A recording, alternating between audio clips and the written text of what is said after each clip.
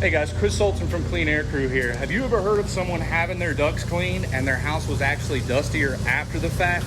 The EPA warns about this. This is because of inadequate collection devices. Essentially, their vacuums aren't strong enough to pick up everything that's being dislodged by the brushes or whips or whatever they're using. We don't have that problem.